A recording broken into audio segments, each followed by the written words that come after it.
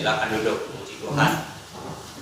Untuk kali yang keempat, saya sama-sama men-sharingkan kebenaran firman Tuhan.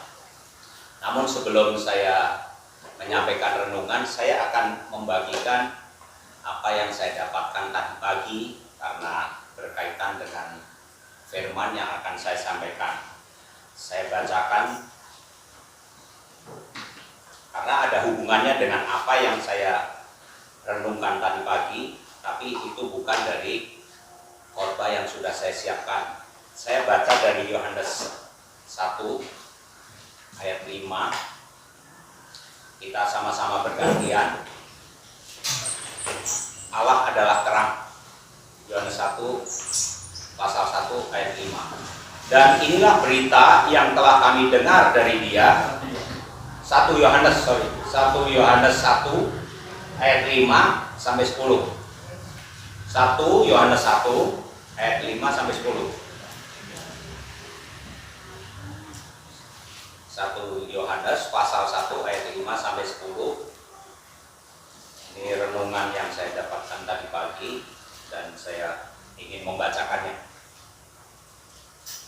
Gantian ya, saya ayat 5, Bapak Ibu Saudara ayat 6 dan seterusnya. Nanti ayat 10 kita sama-sama baca. Saya baca dari awal ayat 5. Allah adalah terang. Dan inilah berita yang telah kami dengar dari Dia dan yang kami sampaikan kepada kamu. Allah adalah terang dan di dalam Dia sama sekali tidak ada kegelapan. Jika kita katakan bahwa kita boleh bersekutuan dengan Dia, namun kita hidup di dalam kegelapan, kita berdosa dan kita tidak melakukan kebenaran. Tetapi jika kita hidup di dalam terang, sama seperti Dia ada di dalam terang, maka kita beroleh persekutuan seorang dengan yang lain, dan darah Yesus anaknya itu menyucikan kita daripada segala dosa. Jika kita berkata bahwa kita tidak berdosa, maka kita menipu diri kita sendiri dan kebenaran tidak ada di dalam kita. Jika kita mengaku dosa kita, maka Ia adalah setia dan adil, sehingga Ia akan mengampuni segala dosa kita dan menyucikan kita dari segala kejahatan. Sama-sama. Jika kita berkata bahwa kita tidak berbuat dosa, maka kita membuat Dia menjadi pendusta dan firman-Nya tidak ada di dalam kita. Amin. Puji Tuhan. Sebagaimana lagu yang sudah dinyanyikan, sejauh timur dari barat, demikianlah kasih Tuhan mengampuni kita. Saya berpikir, kenapa tidak sejauh dari utara ke selatan? Mengapa? Karena pada dasarnya sesuai catatan Nabi Yesaya, dunia ini lebih jauh dari timur ke barat daripada selatan ke utara. Itu umpamanya seperti itu. Makanya lagu itu sangat tepat. Bagaikan sampai ke tubir laut. Laut mana ada ujungnya? Kalau Bapak Ibu keliling laut akan kembali lagi ke tempat di mana kita start. Demikianlah kasih Tuhan kepada kita. Nah, tema pagi hari ini akan saya sampaikan, yaitu kehidupan sejati. Hidup yang sejati itu keselamatan yang dari Tuhan. Istilah kata itu urip kudu urup. Apa itu urip itu urup? Hidup itu harus terang. Terang itu ada kehidupan. Di dalam terang ada kehidupan. Di dalam hidup harus menjadi terang. Bersinar dimanapun saja kita berada. Apakah di lingkungan kita, apakah di luar lingkungan kita, di mana saja kita. Nah, hidup sejati, sejatinya adalah keselamatan dari Tuhan. Maksudnya apa hidup yang sejati? Sejatinya malam, ya gelap. Sejatinya siang, ya terang. Sejatinya lemah, ya ngisor. Sejatinya gunung, ya di atas. Itu maksudnya sudah pada posisinya masing-masing. Nah, hidup kita ini sudah pada posisi yang sebenarnya sudah Tuhan sediakan semua. Makanya manusia dicipta pada hari yang ke-6. Hari pertama sampai ke-5 adalah kebutuhan manusia. Jadi segala sesuatu diciptakan menurut untuk kebutuhan manusia, dan manusia dicipta menurut peta dan teladan Allah. Dan hidup manusia itu harusnya terang. Tetapi oleh karena kejatuhan, maka kita akan bahas. Kejatuhan manusia itulah yang menyebabkan orang menderita, orang jatuh ke dalam berbagai macam pencobaan, karena pada dasarnya manusia sudah jatuh. Nah, kita sama-sama baca di Yesaya. Kita buka Yesaya 55. Ini bahan saya sudah pernah sharingkan dengan Ibu Budiman dalam PA pribadi di rumah sana. Yesaya 55 ayat 1 sampai 3.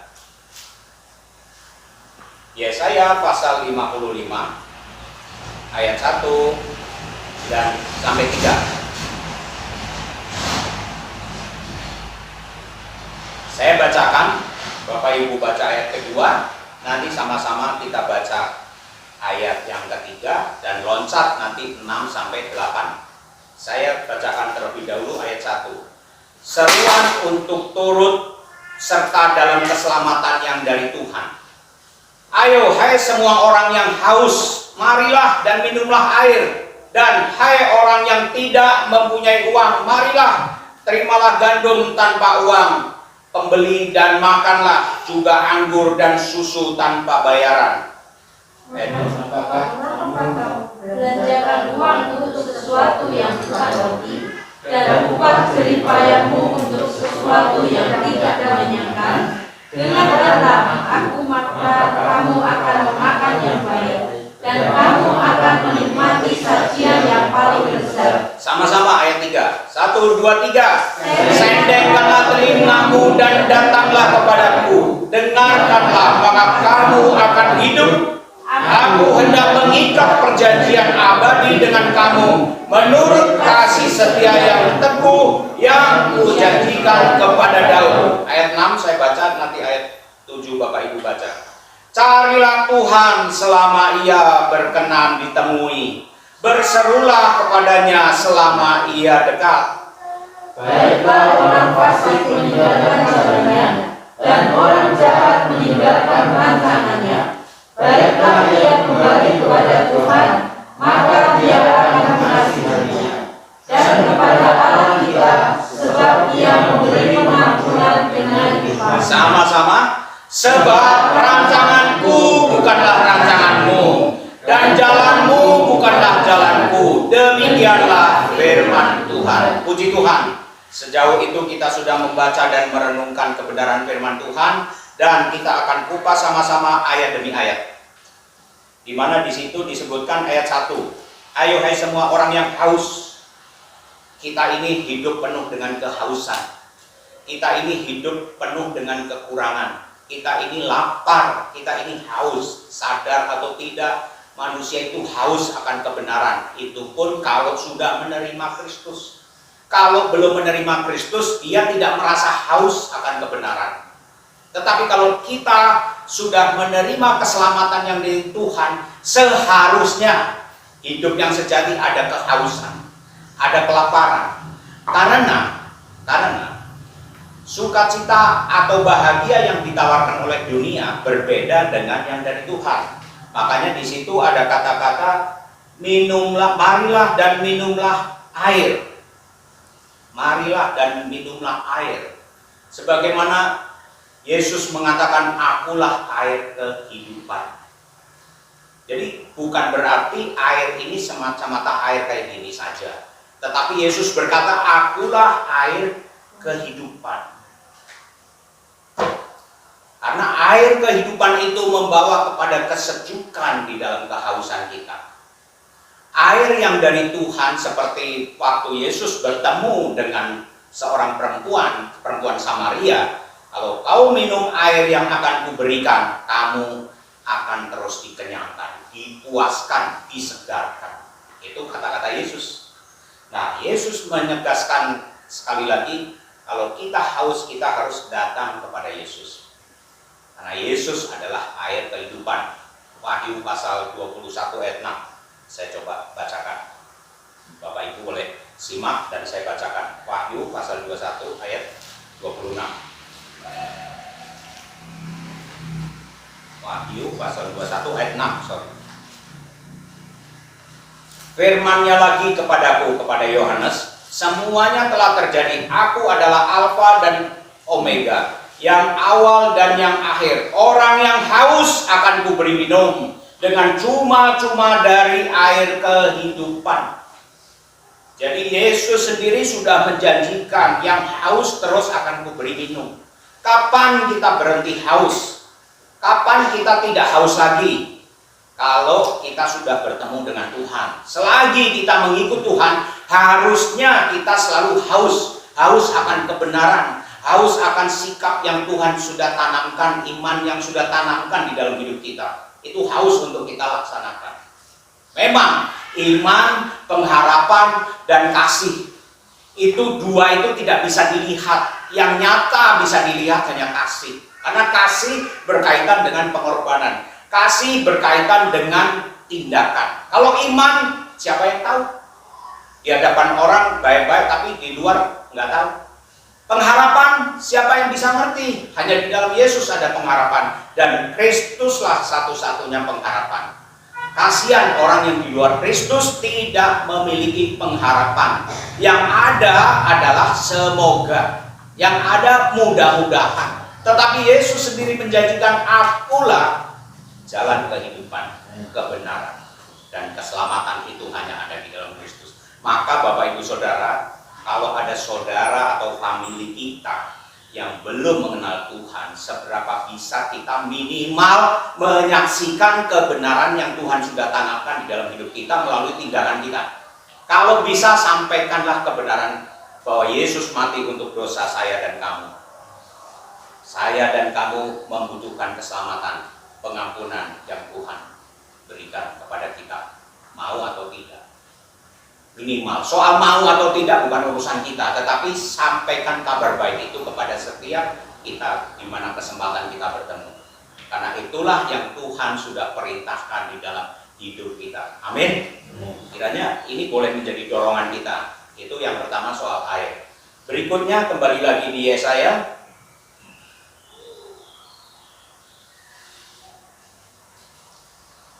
Soal berikutnya di ayat 1 tadi, aku haus, marilah dan minumlah, dan hai orang yang tidak mempunyai uang, marilah terimalah gandum. Tidak mempunyai uang tapi suruh menerima gandum. Maksudnya apa? Kita tidak memiliki kekuatan, kita tidak memiliki daya beli untuk membeli gandum, tapi Tuhan justru memberi gandum. Ingat, gandum itu bahan untuk membuat roti. Dan Yesus berkata, akulah roti kehidupan. Itu kata-kata Yesus di Yohanes 6. Akulah roti kehidupan. Tadi akulah air kehidupan. Sekarang akulah roti kehidupan. Jadi tanpa beli. Nggak punya uang, tapi suruh terima gandum. Berarti gratis. Arti kata keselamatan itu cuma-cuma. Keselamatan itu gratis, murah, tapi bukan murahan, ya kan? Cuma-cuma. Tapi yang cuma-cuma ini orang tidak mau terima dengan mudahnya. Lebih mau bermeditasi di gunung, lebih mau cara-cara yang susah-susah. Sebenarnya buka hati, terima Tuhan, mengaku dosa, mari datang kepadaku. Itu saja. Sederhana sebenarnya. Kekristenan itu sangat sederhana. Nah, kalau hidup kita sudah menerima air hidup, roti hidup, coba Yohanes 6 ayat 30. Yohanes 6 ayat 30. Kita sama-sama baca. Yohanes pasal 6 ayat 30. Sama-sama baca ya. 1. Udah ketemu? Yohanes 6 ayat 30.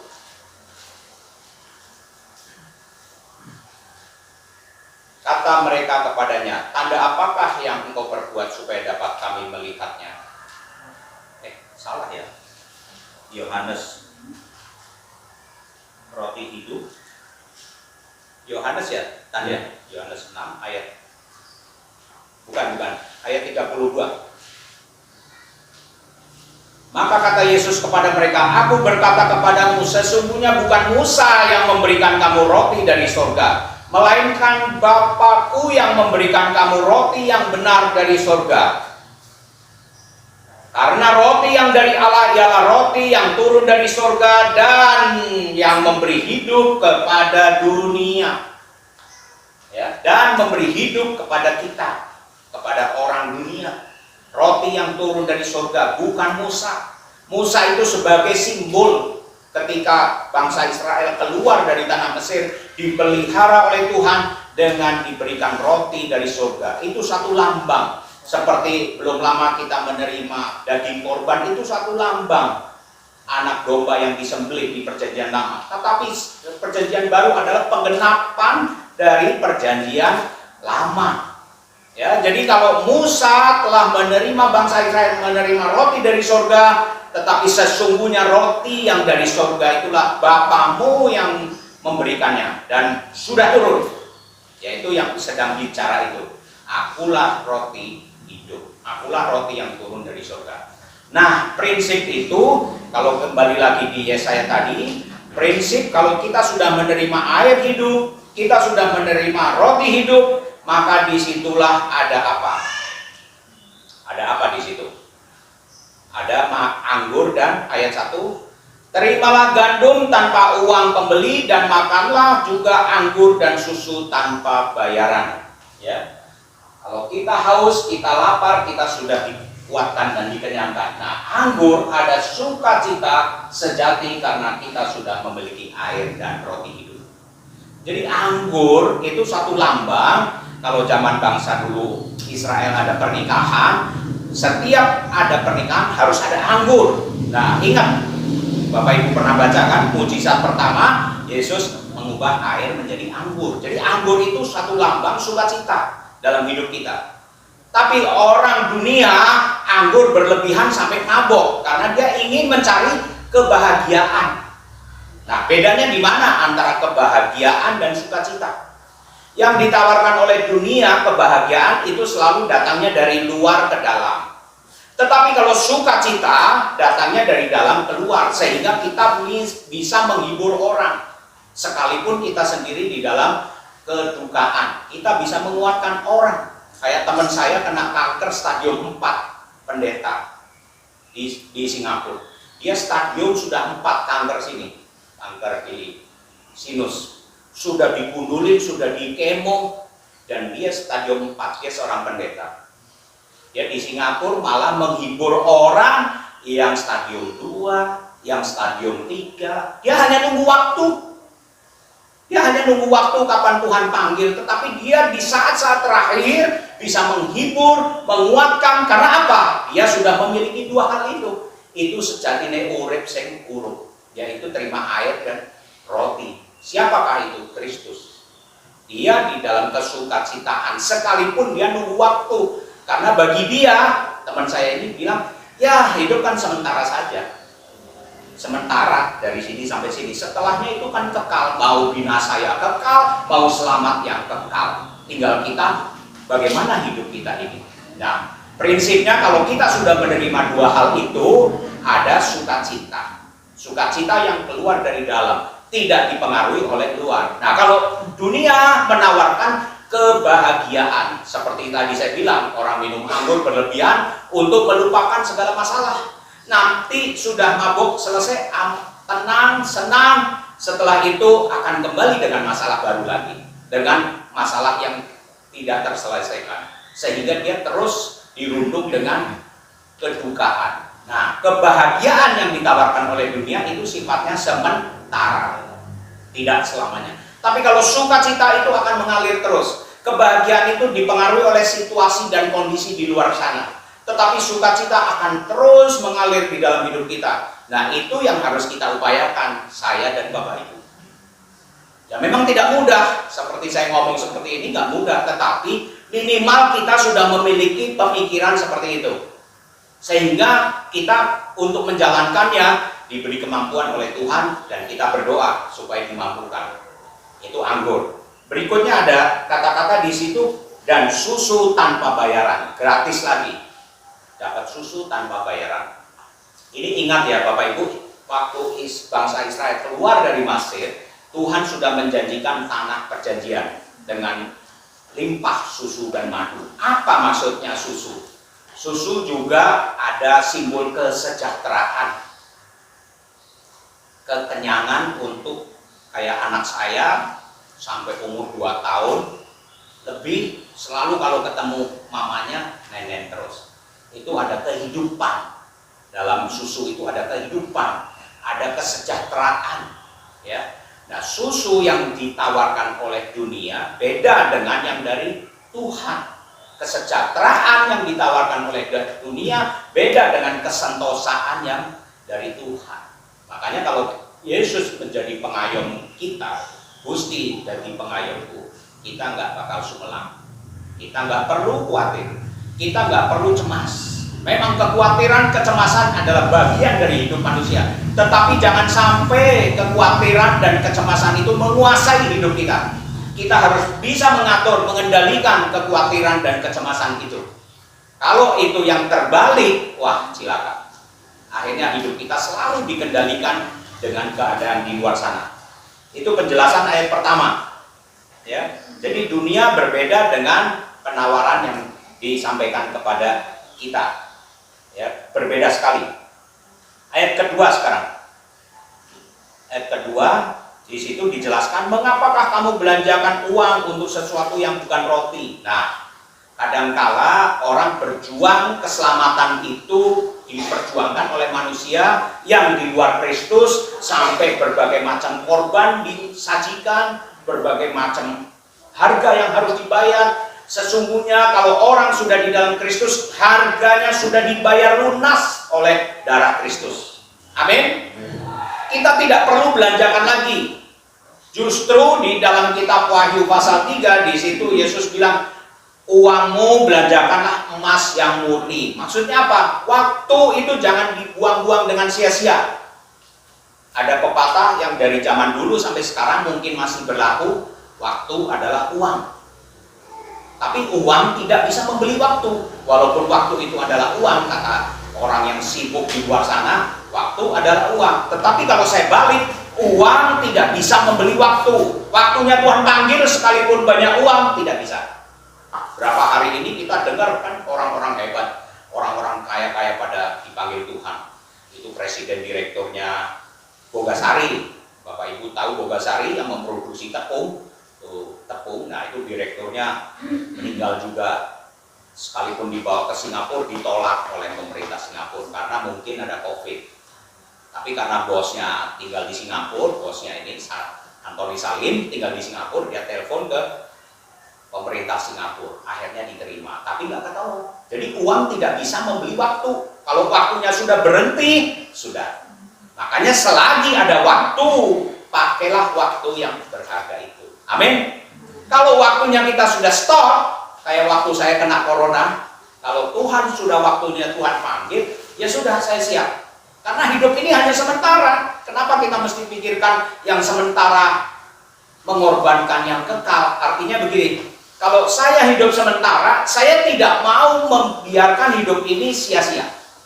Saya nggak mau. Harus saya ini berguna dan selalu harus melekat dan dekat dengan Tuhan. Caranya beda-beda setiap orang. Cara mendekat dengan Tuhan itu bagaimana dia punya cara. Itu terserah masing-masing. Tetapi hati kita, tindakan kita, pemikiran dan wawasan kita harus selalu berkait dengan Tuhan. Motivasi kita. Soal salah diterima atau tidak itu bukan urusan. Yang penting motivasi kita untuk menyenangkan Tuhan melalui tindakan kita. Tindakan kita. Soal diterima positif, soal diterima negatif, itu bukan urusan. Sekali lagi, yang penting menyenangkan Tuhan. Nah, memang segalanya perlu uang, betul nggak? Tetapi uang bukan segalanya. Karena uang tidak bisa membeli waktu. Yang tadi saya katakan, uang tidak bisa membeli, kita mau meninggal dibayar seberapa triliun, tidak bisa. Karena Tuhan mau ambil. Jadi memang segalanya perlu uang. Tetapi uang bukan segalanya. Maka kalau kita tidak bijaksana, bisa terjerumus di dalam jerih payah yang sia-sia, seperti yang dikatakan oleh Nabi Yesaya. Dengan bahkan tidak terus merasa kenyang. Dengan kata lain, tidak ada rasa bersyukur. Makanya di situ saya bacakan di kitab Wahyu, saya bacakan di Wahyu pasal 3 ayat 17. Di situ saya bacakan, karena engkau berkata aku kaya dan aku telah memperkayakan diriku dan aku tidak kekurangan apa-apa, dan karena engkau tidak tahu bahwa engkau melarat dan malang, miskin, buta dan telanjang, maka aku menasihatkan engkau supaya engkau membeli daripadaku emas yang telah dimurnikan dalam api, agar engkau menjadi kaya, dan juga pakaian putih supaya engkau memakainya, agar jangan kelihatan ketelanjanganmu yang memalukan, dan lagi minyak untuk melumas matamu supaya engkau dapat melihat. Ini adalah jemaat Laodikia. Dia merasa kaya secara materi, dia berlimpah, dia bisa membantu orang, tetapi Tuhan mencela dia. Engkau melarat, engkau miskin, engkau telanjang, engkau buta. Maksudnya apa? Karena uangmu, waktumu itu tidak dibelanjakan dengan hal-hal kebenaran. Waktunya dibuang dengan sia-sia, hanya untuk uang. Hidup hanya untuk uang. Itu yang Tuhan tidak suka. Maka ditegurlah jemaat Laodikia. Ya, dengan keras dia menegur, sampai suruh membeli pelumas mata, karena engkau buta. Matamu itu harus dicelipkan. Mata rohani kita itu harus selalu berwaspada, bercelik. Karena kita ini kalau di luar Kristus itu buta. Memang mata secara jasmani kita melihat, tetapi sesungguhnya kita ini buta. Buta akan kebenaran, buta akan air hidup, buta akan roti hidup, semuanya buta. Karena kita terlalu pakai waktu yang sia-sia. Itu ayat kedua, yang bagian A. Maka ayat kedua bagian B saya bacakan, ayat kembali Yesaya 55 ayat kedua bagian B. Di situ, dengarkanlah aku, itu kalimat dari firman Tuhan, dengarkanlah aku, maka kamu akan memakan yang baik, dan kamu akan menikmati sajian yang paling lezat. Maksudnya menikmati dengan syukur, karena kita sudah ada di dalam Kristus, sehingga kita selalu mau mendengarkan. Nah, kita harus mendengarkan dan dengar-dengaran. Kalau kita kadang-kala, kalau saya diajak ngomong anak pas, bisa, atau sebaliknya ketika pegang handphone, diajak ngomong iya tapi nggak dengar. Dengar sekedar dengar tetapi nggak dengar-dengaran. Itu dua hal yang berbeda. Dengar sama dengar-dengaran itu dua hal yang berbeda. Makanya kita perlu dengar-dengaran, sampai ditegaskan lagi di ayat ketiga, supaya kita menyendengkan telinga kita. Maksudnya apa? Nah, ayat kedua di situ, supaya kita dengar-dengaran akan, sehingga kita bisa menikmati. Karena setiap orang belum tentu bisa menikmati, sekaya apapun orang itu. Saya belum lama cerita sama Pak Budiman. Saya rindu, kangen sekali teman saya Koakwet. Karena saya mimpi, nggak cerita siang, nggak memikirkan dia, kok tahu-tahu mimpi. Dalam mimpi itu dia sudah mengalami kesembuhan dan menerima Tuhan Yesus. Dan dia percaya memuji Tuhan di suatu alam. Dan mimpi ini saya ceritakan ke anaknya, saya telepon. Gimana kabar papa kamu, gimana? Disitulah saya ceritakan mimpi. Ya, semoga kami doakan, semoga dia juga terima Tuhan Yesus. Sehingga ketika Tuhan panggil pun ada jaminan keselamatan. Dia selama ini belum mengenal Tuhan. Dan saya ceritakan mimpi saya itu, dan memang dia sekalipun bukan orang Kristen, tetapi itu bagian dari hidup sahabat saya. Hidup yang boleh saya teladani, seperti yang saya ceritakan sama Kolibun. Dia tipe orang yang saya selalu ingat, sekalipun dia bukan orang pengikut Yesus. Saya Budi, saya lebih senang itu tangan saya begini daripada begini.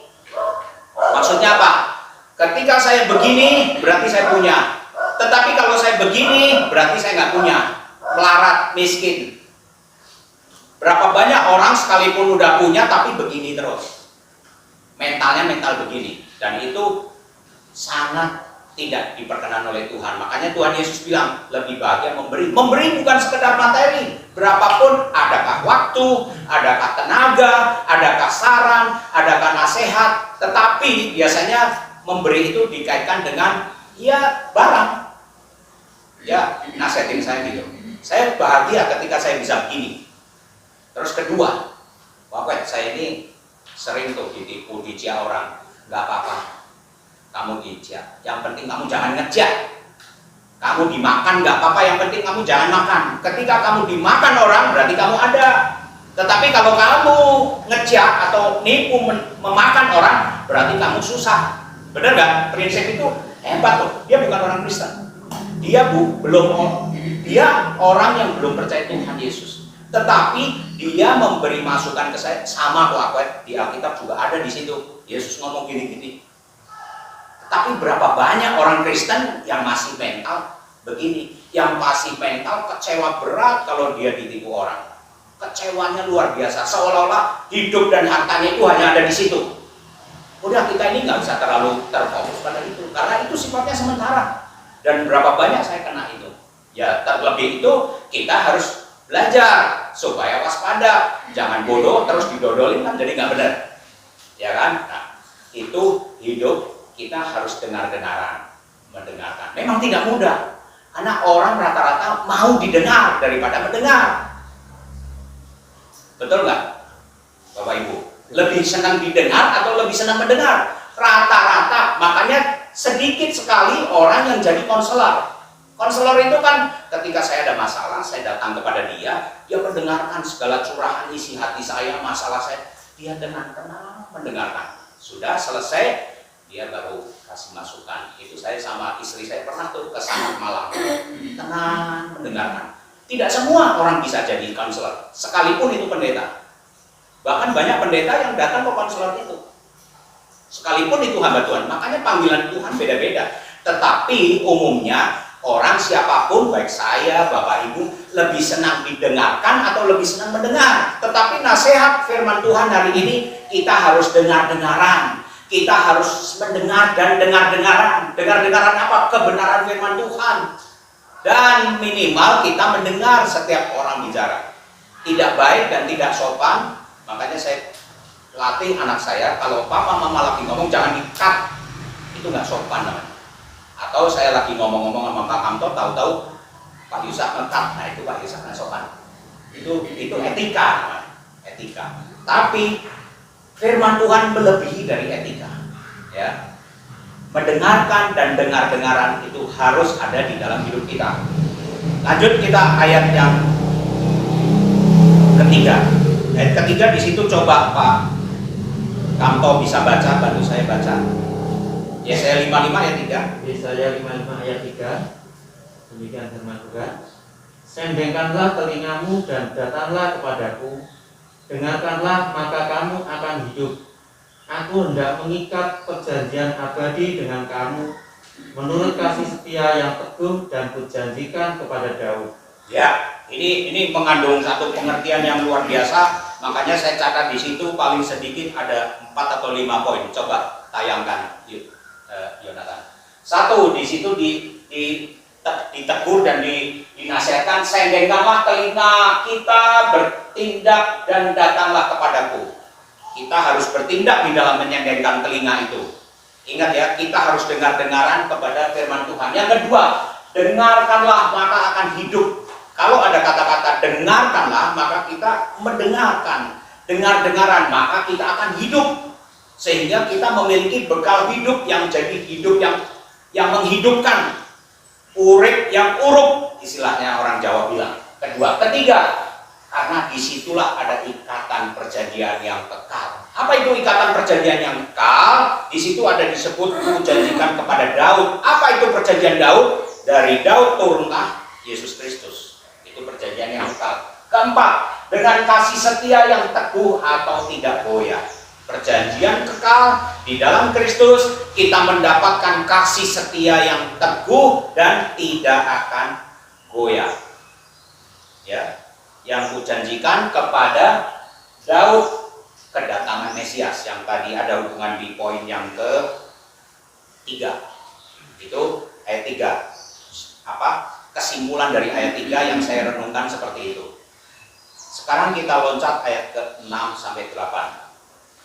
Semoga kebenaran firman Tuhan ini bukan sekedar menambah pengetahuan, wawasan kita, tetapi mengubah pola hidup kita, menambah, membangunkan iman kita. Ayat ke-6. Karena kita sudah mendapatkan air dan roti hidup, maka ia berkenan ditemui. Kita selalu mau. Dia berkenan untuk ditemui. Dia mau disapa, kita boleh mencari wajahnya. Ya. Di situ dia, karena kita sudah mendapatkan air dan roti hidup, maka dia berkenan ditemui. Dan kita selalu mau ingin apa? Kesatu, mencari Tuhan dan merindukan wajahnya. Itu ayat penjelasan ayat 6 ya. Yang kedua, yang ke-1 dulu ya, mencari Tuhan dan merindukan wajahnya. Kita ada kerinduan untuk mencari Tuhan. Kita ada kerinduan untuk menemui wajahnya melalui kebenaran firman-Nya. Apakah itu merenungkannya, apakah itu mengingatnya, apakah itu melakukannya, itu terserah masing-masing ke personal, ke pribadi. Tetapi kalau saya pribadi, saya harus baca, karena disitulah saya mendapatkan kekuatan. Tapi kalau Bapak Ibu merasa saya nggak baca pun saya ingat, saya melakukan, nah itu kebenaran firman Tuhan yang kita jalankan. Tetapi semakin kita sering baca, di situ mendapat kekuatan dan mendorong kita untuk rindu melakukannya. Kedua, meninggalkan jalan orang fasik. Ada nasihat yang bagus di situ. Karena orang fasik itu jahat, rancangannya sendiri yang salah. Selalu jahat dan rancangannya selalu salah. Ya. Yang ketiga, kembali kepada Dia dan mengasihinya. Bukan sekedar kembali, tetapi kita rindu terus mengasihinya. Karena roti dan air hidup itu sudah ada di dalam hidup kita. Amin. Yang keempat, memberi pengampunan dengan limpah. Memaafkan dengan limpah. Tanpa orang itu meminta maaf, kita sudah memaafkan. Kadangkala ada anak buah melakukan kesalahan. Ya, saya memaafkan kamu, tetapi memaafkan dari sisi personal, tetapi dari sisi tanggung jawab harus ada. Kalau dari sisi kelakuan saya maafkan, karena kita manusia berdosa. Disitulah saya kesempatan ngomong soal keberdosaan manusia dan manusia butuh pengampunan. Secara personal kita maafin, tapi secara tanggung jawab kamu harus ganti.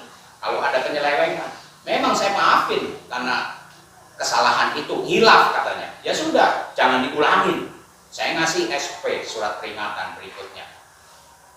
Karena kesempatan orang bisa mungkin baik, tetapi secara prinsip harus ada tanggung jawab. Yang terakhir, mau selalu mengikuti rancangan dan jalan Tuhan. Selalu mau ikut rancangan dan jalan Tuhan. Itu penjelasan ayat 6 sampai 8. Nah, kiranya renungan yang singkat ini boleh membawa kita kepada satu hidup yang diperkenan. Bahkan kita bukan sekedar diperkenankan, tetapi dilibatkan di dalam menggenapkan kehendak Tuhan dalam dunia ini untuk menjadi alatnya. Makanya ada satu penutup yang bagus yang menjadi pedoman dari pelayanan kami, yaitu Gideon Internasional, Yesaya 55 ayat 11. Coba mundur sedikit, sama-sama kita baca. Mungkin tolong Pak Budiman baca, baru kita sama-sama baca yang kedua. Demikianlah firman-Ku yang keluar dari mulutku, ia tidak akan kembali kepadaku dengan sia-sia, tapi ia akan melaksanakan apa yang Kusuruh hendaki dan akan berhasil dalam apa yang Kusuruhkan kepadanya. Ya.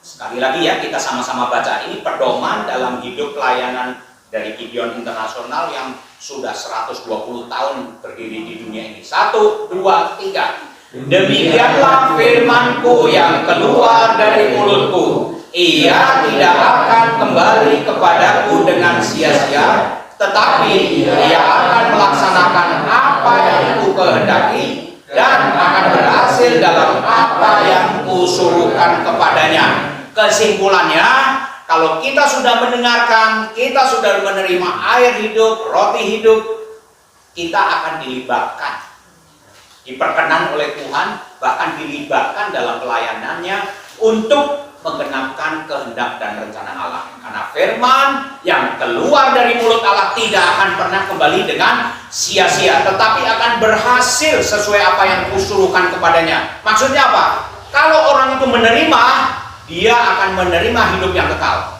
Kalau orang itu menolak, dia akan binasa yang kekal juga. Jadi tidak akan gagal firman Tuhan itu, mau ditolak ataupun mau diterima. Jadi kesimpulannya pada pagi hari ini, firman itu boleh menjadi perenungan kita bersama. Baik kita yang mendengar maupun saya yang berbicara. Biarlah Roh Kudus terus memampukan kita untuk kita koreksi diri kita masing-masing. Apakah selama ini saya sudah dengar-dengaran atau belum? Sekalipun sudah menerima air hidup, sekalipun sudah menerima roti hidup, apakah hidup saya sudah menjadi sukacita atau belum? Sejahtera atau belum? Dengar-dengaran atau belum? Nah, kita sama-sama koreksi diri kita masing-masing. Mari kita berdoa.